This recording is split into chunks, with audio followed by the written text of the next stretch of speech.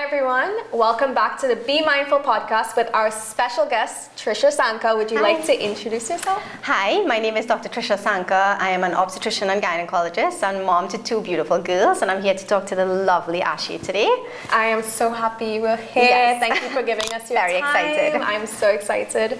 I wanted to focus on women's health this episode, and I'm a big believer in the interconnectivity between mental health and physical health. So I thought, who better to have than you? Yes. I know off camera we were speaking about PCOS. Yes. Can you tell us more about that? What is it? Yes, so PCOS is a condition where you have an overproduction of androgens, which are the male hormones produced by the ovaries and also triggered by an increase in your insulin resistance. So women who have PCOS, they typically have 2 out of 3 criteria. Right. Features of hirsutism, which is where they have more male hormones, so they may get acne, Right. oily skin, more hair on the upper lip or chin. They will have periods of irregular cycles, so skip 2 to 3 months without having a period. And when we do ultrasounds, we would actually see what we say are cysts, but they are actually the follicles, which are bags of fluid that contain eggs on the ovaries. When we see a certain number on the ovaries, then we would consider that ovary polycystic. Right. Okay. Very interesting.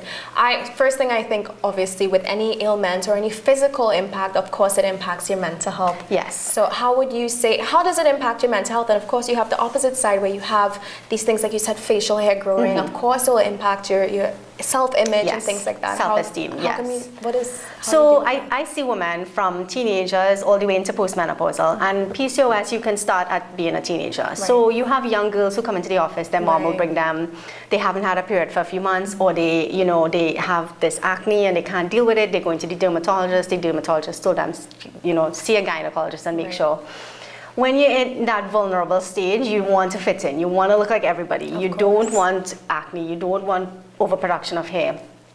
So they tend to have a lower self-body image. Women with PCOS also can have more of an increased BMI. So they have a little bit more central weight, which is not any fault of their own. It's just the genetic makeup of this person that makes it harder for them to lose weight, but very easy for them to actually put on weight. Wow, yeah. So you tend to see it, they come into the office and they say, I really try. My mom says, I'll be eating snacks and stuff, but I really try. I try to eat healthy, but I will just have half of the amount of food that I normally have, but I'm still putting on weight. And it's because of the way they were made up, So it does affect them.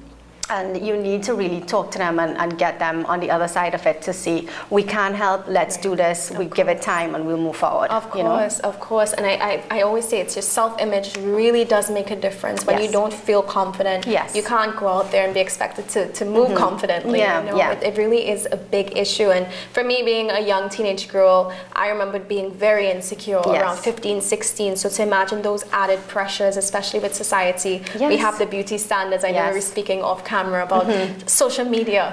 It's a big thing. When you compare yourself, it's a huge issue. I mean, I even do it. I even compare, like you look on Instagram, you have these filters and you have this, it's not reality, but trying to explain that to a 15, 16-year-old is kind of, it's difficult. No, it's definitely a big issue. And I always say, I could be sat here, we could be sat here, sitting here looking however people may perceive, but they would never guess that we feel these things or that we experience. It's all of us. We all experience it. So I think it's important we say that. And to talk about it, to tell women, to tell these young girls, listen, I understand where you're coming from, and Exactly. And I know with PCOS, you have difficulty getting pregnant, right? Right. So moving further along now, as they get into their 20s and 30s, and they now start to think about having a family, with the irregular cycles, with missing periods, it becomes difficult to time intercourse to get pregnant. Once you release an egg, it lasts for 24 hours. So if you think about how small of a time, you literally. So if you are only getting a period every 3 months, 4 months, it's difficult. So you need to reverse the actual problem that the cysts are causing, get regular cycles. So a lot of women will come in, and again, leading back to mental health, they've been trying, they have a family, you've been married for 5 years. Your mother-in-law is asking, your aunt's asking. These Trinis tend to have very insensitive. They feel like they could ask people things about their family. You're dating, when you get engaged, and when you get married. And this is a never-ending cycle, So you never know what people are dealing with behind the scenes. Infertility affects people. It affects men. It affects families. And your comments may seem jokingly, and you may seem, like banter, but it really does affect somebody. So if they haven't brought it up to you, don't bring it up. Speak about the weather. You know, that's exactly. It really does cause a lot of mental issues. That is a really good point, because I think it's important we have that grace. Yes. You know, that we have that grace and that awareness, because you never know if you're triggering someone with that simple question. Yes. You don't know how invested they are in whatever that question is, or the difficulties behind it. Yep. So I think that's a great point to raise, definitely. I have patients who told me that, you know, they're trying to get pregnant so they wouldn't go to their friends' kids' birthday parties, or, you know, because it's just, it's something that they want. And when you want something so badly, it can really lead you down a rabbit hole. Of course, it's a very tough thing to deal with. And I think on the flip side, I know it's still, we have this taboo almost speaking about postpartum depression. Can you tell us more about what it is? Right. So after you've had a baby now, I mean, labor and delivery is something that I could speak about till I go blue in the face, but until you actually experience it and go through how amazing it is and how tasking it is on a woman, you'll never really know what it entails. So all the postpartum changes that take place usually take about 6 weeks for the hormone levels to go back down. You have something called postpartum blues or baby blues. It's a normal period where women tend to be a little bit more emotional. You may find her crying, you know, 1 minute she's ecstatic. It's normal usually by about 2 weeks for that to go away. If it persists a little bit longer than that, and then you have some warning signals, some red flags, such as mom saying, you know, she had some thoughts that she wanted to hurt the baby, you know, what if I drop the baby? What if, you know, the baby may be better off without me? I'm not a good mother. These are warning signals that this woman might be dealing with something a little bit more. And you need to really look out for those signs, because postpartum depression can also lead to something called postpartum psychosis, which is where the mom may actually take her own life or try to hurt her child. Wow, okay. And so I have a sister who's a mother. How can I, as a family member or even a spouse, anyone in this position, how can they be aware of these signs? What do we look out for if this is occurring? So you look out for signs of depression that she may be having, wanting to be alone, you know, crying, you know, loss of appetite, these kinds of things. And again, wanting to hurt the child, but offering support, offering, like you said before, grace is just a great word. Offer her support. It's difficult for new first-time parents, even if it's been your second or third. It's difficult in that newborn period when a baby has to feed every few hours, when people who are not accustomed to not getting 8 hours of sleep are now getting up every, you know, it takes a toll. You don't get a break. You literally do this every day.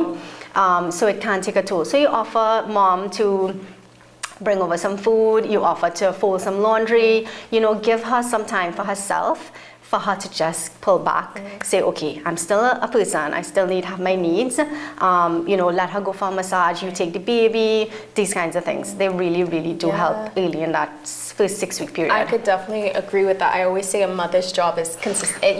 You work overtime, you don't early get paid. Hours. You don't get paid. You actually have to pay. No health benefits. It's a lot. It's a lot. And I know you said off camera it's important that the men as well, the fathers, the family, that they're aware of these things. So, you know, when we deliver dads, it's not so much in the public sector, but I mean, I'm hoping that it changes. Some dads do get to come into the delivery room. When dads who deliver privately see how much a mom goes through in labor, the pain that she goes through, pushing, how hard it is on her body, they really do have a new understanding, right? They do help a lot, but it's also important for you to realize that she's going through something. Her crying or her, you know, being in the bathroom, you know, feeling sorry for herself at that point in time may not be under control. So you just give her, again, a little bit more grace. Buy her something that she likes, give her some chocolate, you know, a little massage, offer to take the baby for 20 minutes while she just shampoos her hair. A shampoo could feel like a vacation. I tell you. I can imagine. I can imagine. I've seen it firsthand with my sister, how much time goes in. And I saw, obviously, being her younger sister, that transition from sister to now mother. And it's something completely different. It's a completely different chapter. So I think it's so great that you're speaking about this and bringing attention to this, because it is a real thing. And I have one final question, which is a very tough question. But how can a mother balance motherhood and her mental health? Well, that's a tough one. That is a very tough one. So, you know, I think if we all had the answer to that, we would be really well off. But I think my mantra for this year is you cannot pour from an empty cup. So I am now trying to pull back, ask for help when I need. Yes. I have this sort of type A personality where I'm like, I have to do it all, and I have to show everybody that I can do it all. And asking for help is a weakness when it really isn't. It's not. Asking for help is actually a sign of strength, that you can look at yourself, and I'm trying to teach my daughters that in the same way, that yes, I want you to be strong, but I also want you to be whole. You know, I don't want you to have to people please the way that I do. That, you know, it's a lot of parenting. You look a lot at yourself when you're doing it. Yes. Yeah. But I try to step back. I try to realize that I'm not going to be a good mother. I'm not going to be a good wife. I'm not going to be a good doctor if I don't also take care of myself. Exactly. Trisha, I need to, you know, be, exactly. So, I agree. That's a great point. And I think it's a beautiful note to end on, because at the end of the day, even if it's not to mothers, anyone viewing this, let's prioritize ourselves. We can only pour from a full cup, as you said. And it's important that we create these spaces to say, hey, I'm not so good today. I'm not feeling so great today, and not to be judged, because it's nothing to be judged about. Exactly. Absolutely nothing. Great. I thank you so much for your time. I hope we all learned something. Thank you so much again, Miss Dr. Trisha Sankar. And if you want to tell them anything before we sign off. Women are amazing. We do a lot, but just really to look at ourselves as a whole. And I believe strongly that we need to start teaching our young girls and our boys, because boys, when we teach our boys that we need to also treat our women correctly, you know, it helps. It makes a difference. Yeah, exactly. Thank you so much. Tune in next time for the next episode of Be Mindful Podcast. See you then. Bye.